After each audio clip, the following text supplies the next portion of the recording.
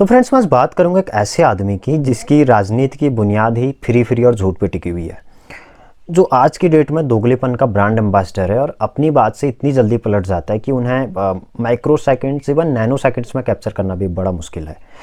अब आप समझ गए होंगे मैं किसकी बात कर रहा हूँ। मैं बात कर रहा हूँ नटवर लाल, नहीं केजरीवाल की बात कर रहा हूँ मैं। असल में मुझे आज बात करनी है केजरीवाल के उस कश्मीर फाइल वाले बयान पे, लेकिन उससे पहले इनके पॉलिटिकल हिस्ट्री को जान लेते हैं और पता करते हैं कि इन युग पुरुषों का उद्गम कहाँ से हुआ, इनका प्रादुर्भाव कहाँ से हुआ, थोड़ा उसको जान लेते हैं। तो हुआ क्या कि 2014 में अन्ना हजारे की मूवमेंट को अपना पॉलिटिकल ग्राउंड बना के ये दिल्ली में कूद गई, ईमानदारी का झंडा पकड़ के। अब ये बंदा पढ़ा लिखा निकला। अब भारतीय राजनीति में पॉलिटिशियंस के बीच पढ़ने लिखने का रिवाज रहा नहीं है पहले से ही, तो ये ईमानदारी का मुखौटा पहन के लोगों के बीच में कूद गया। तो लोगों को लगा यार कि अब तो तारणहार आ गए, अब तो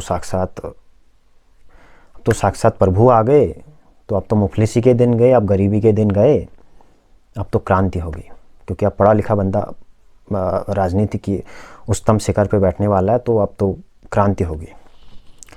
लेकिन वो लोग उस पढ़े लिखे होने की दूसरी साइड को देखना भूल गए, इंक्लूडिंग मी, मैं भी शामिल था उसमें, कि अगर पढ़ा लिखा बंदा अपनी पे आ जाए, अपने सातिरपने पे आ जाए, तो वो बेवकूफ़ भी आसानी से बना सकता है, बहुत आसानी से बेवकूफ़ बना सकता है वो।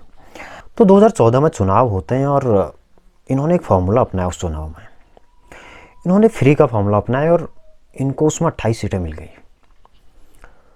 तो इन्होंने सोचा यार कि इन 28 सीटों को लेके हम करेंगे क्या, इस लंगड़ी सरकार का हम करेंगे क्या। तो इन्होंने बोला कि जी नहीं, हम दोबारा चुनाव कराएंगे, और इन्होंने फ्री का झुंझुना बड़ी ज़ोर शोर से लोगों को पकड़ाया। इन्होंने कहा कि जी हम बिजली फ्री करेंगे, पानी फ्री देंगे, पूरे दिल्ली में वाईफाई फ्री देंगे, रोड्स ऐसी बना देंगे कि यूरोप वाले फेल हो जाए, कि मतलब कि दिल्ली को लंदन बना देंगे हम। तो इनकी सरकार आ गई, इनको पूर्ण बहुमत से इनकी सरकार बनी, अच्छी खासी इनकी सीटें आई दिल्ली में 2014 में। तो उसके बाद भी बहुत सारे वाक़यात हुए। उरी हमले पे जो इनका स्टेटमेंट था, फिर पुलवामा अटैक पे जो इनका स्टेटमेंट था, उन चीज़ों को मैं स्किप करके अब आता हूँ पंजाब चुनाव पे। तो 2022 में होते हैं पंजाब में चुनाव, और पंजाब के लोगों को लगा यार कि दिल्ली अगर लंदन बन सकता है तो हम पंजाब को पेरिस बनाएंगे। तो ये बाबूजी चले गए पंजाब और पंजाबियों को फ्री का चूरन बेच के आ गए। इन्होंने वहाँ बड़े बड़े वादे किए। इन्होंने बोला कि हम महिलाओं को 1000 रुपये प्रति माह फ्री देंगे, 16,000 मोहल्ला क्लिनिक बनाएंगे। दिल्ली में आज तक 500 मोहल्ला क्लिनिक बनाए हैं इन्होंने, और ये पंजाब में 16,000 मोहल्ला क्लिनिक बनाने की बात करके आ गए। इन्होंने बोला जी हम मुफ्त ऑपरेशन करेंगे, मुफ्त इलाज करेंगे, हम स्कूलों को बेहतर बना देंगे, हम हॉस्पिटल बना देंगे, हम क्रांति ला देंगे पंजाब में। तो पंजाबी खुश हो गए, उन्होंने दिल खोल के वोट दिया और 92 सीट ये ले आए। अब किस्सा यहाँ पे शुरू हुआ। तो अब बात ये हुई कि जब इलेक्शन हो गए, इनकी पूरी मेजॉरिटी से सरकार बन गई, तो इन्होंने मान साहब को भेजा मोदी जी के पास कि मोदी जी के पास जाइए और उन्हें बोलिए कि हमें 50,000 करोड़ रुपये चाहिए। अब यहाँ पे इन्होंने बड़ी पॉलिटिक्स खेली कि अगर केंद्र सरकार ने पैसे देने के लिए मना किया तो हम जनता के बीच में जाएंगे और बोलेंगे जी केंद्र सरकार तो हमें पैसे नहीं दे रही है, अब हमने जो वायदे किए थे हम उन्हें कैसे पूरा करें, और अगर दे देती है तो हमारी पॉलिटिक्स तो चमक ही रही है, जो हमने वायदे करे थे फ्री में बांट देंगे लोगों को। तो इस बंदे ने ऐसी चाल चली कि चित भी मेरी पट भी मेरी। ये जो डबल स्टैंडर्ड का गेम खेलता है ये बंदा, कि मुझे कहीं से नुकसान ना हो और मैं बीच में बिल्कुल भगवान निकल के सामने आ जाऊं, मुझ पे कोई लांछन ना लगे। लांछन लगे तो मोदी जी पे लगेगा, लांछन लगेगा तो पुरानी सरकारों पे लगेगा, क्योंकि मैं ये बोलूँगा कि पुरानी सरकारों ने तो खजाने खाली कर रखे थे, राजकोष खाली पड़ा था, तो मैं अब क्या करूँ, मैं तो यहाँ पे नया हूँ, तो मेरे पास तो खजाना है नहीं। तो ये चित भी मेरी और पट भी मेरी वाली बात जो इस बंदे के पास है, तो इन्होंने बड़ा डबल स्टैंडर्ड वाला गेम खेला यहाँ पे। खैर, तो अब आते कश्मीर फाइल वाले बयान पे। तो इन्होंने बोला, अभी विधानसभा में गए, दिल्ली विधानसभा में गए, इन्होंने बोला जी कश्मीर फाइल को हम टैक्स फ्री क्यों करें, यूट्यूब पर डाल दो। कह रहे हैं कश्मीर फाइल्स टैक्स फ्री करो, अरे यूट्यूब पे डाल दो, फ्री हो जाएगी। टैक्स फ्री क्यों करा रहे हो? इतना ही तुमको शौक है, विवेक अग्निहोत्री को बोलो यूट्यूब पे डाल देगा, सारी पिक्चर फ्री है, सारे जने देख लेंगे कि दिन के अंदर। टैक्स फ्री की क्या जरूरत है? यूट्यूब पे क्यों नहीं डाल? पहली बात तो ये कि इस बंदे को अथॉरिटी नहीं है ये बोलने की कि टैक्स फ्री क्यों करें। जिस बंदे की राजनीति पूरी फ्री पे चलती है, जिस बंदे की पॉलिटिक्स पूरी फ्री पे चलती है, उस बंदे को ये अथॉरिटी नहीं है बोलने की कि आप इस मूवी को टैक्स फ्री क्यों कर रहे हो, यूट्यूब पे डाल दो। आपने तो पहले ऐसी ऐसी मूवीज़ टैक्स फ्री कर रखी हैं जिनका कोई सामाजिक सरोकार नहीं है। हम आपको नाम बता देता हूँ उनके। रिसेंटली आई थी 83 रणबीर कपूर की, वो टैक्स फ्री थी।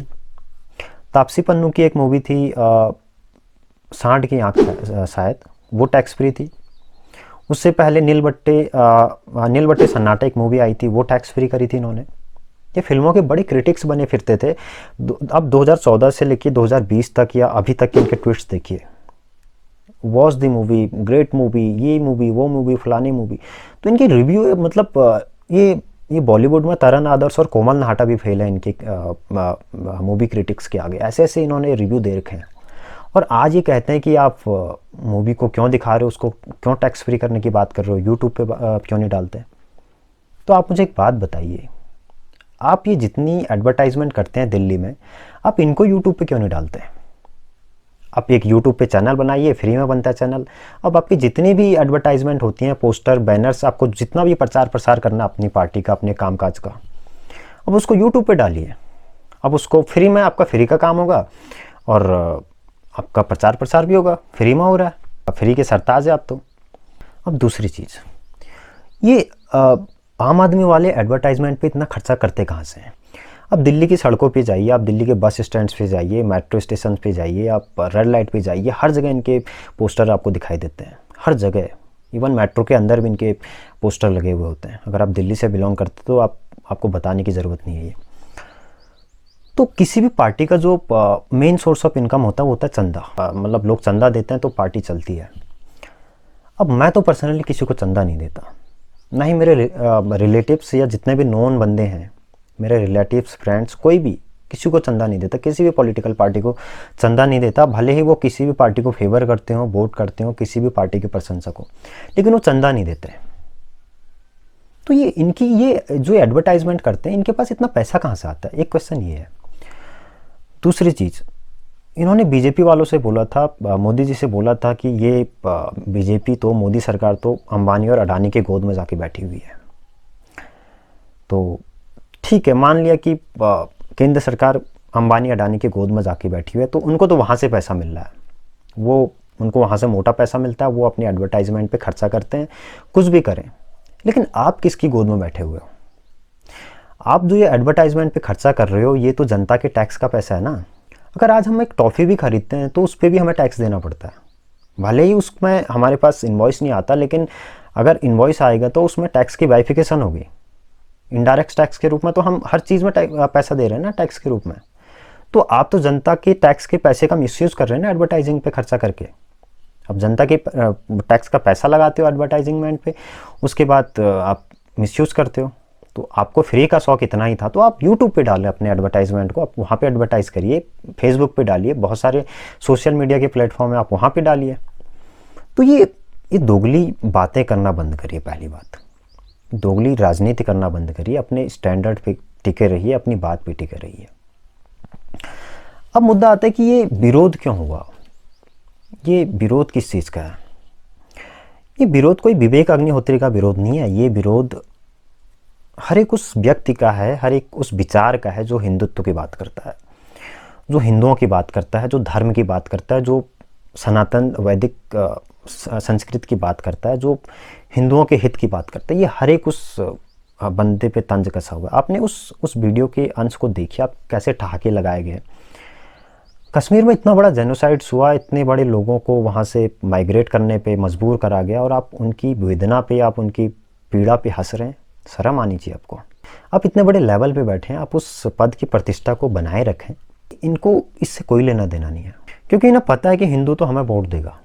मैंने फ्री का झुंझुना पकड़ा रखा है, फ्री का चूरन मैं बांटता हूँ, तो ये लोग कहाँ जाएंगे? ये लोग मुझे वोट देंगे। लेकिन ये जो 20-25% की लड़ाई है पॉलिटिक्स में, एक धर्म विशेष के लोगों के वोट के लिए, ये उन्हें खुश करने की जद्दोजहद है, जो अपने धर्म के लिए मरने मिटने के लिए तैयार हैं, जो जिन्हें कुछ नहीं दिखता, जिन्हें विकास से कोई लेना देना नहीं है, जिन्हें डेवलपमेंट इंफ्रास्ट्रक्चर से कोई लेना देना नहीं है, जिन्हें सिर्फ अपने धर्म की कट्टरता पहले है, तो इन लोगों को उनके वोट लेने हैं। तो ये माजरा पूरा खुद को लिबरल दिखाने का, खुद को सेक्युलर दिखाने का इस देश में। तो फ्रेंड्स, ओवरऑल मैं समअप करूँ इस पूरी कन्वर्सेशन को, तो ये विरोध जो है, ये मोदी विरोध है, ये हिंदुओं का विरोध है, और ये रहेगा, क्योंकि अब जन जागरण हुआ है। अब फैक्चुअल बेस पे चीज़ें बाहर आ रही हैं। अब जो हिडन हिस्ट्री थी, जिसे दबाया गया, छिपाया गया, वो बाहर आ रही है धीरे धीरे। तो ये लोग बिलबिलाएंगे, ये लोग छटपटाएंगे, क्योंकि जब झूठ से नकाब उतरता है तो सच सामने आता ही है, और जब सच सामने आता है तो कुछ भी छुपा हुआ नहीं रह जाता। तो फ्रेंड्स, आपके इस मुद्दे पे क्या विचार हैं, आपका क्या स्टैंड है इस पे, आप नीचे कमेंट में जाके ज़रूर अपना फीडबैक दीजिए, अपने विचार रखिए। और अगर आपको वीडियो पसंद आई है तो चैनल को ज़रूर सब्सक्राइब करें, ताकि मैं भी मोटिवेट होता रहूँ आगे और इंटरेस्टिंग टॉपिक पे वीडियो बनाने के लिए। और अभी के लिए जय हिंद, जय भारत।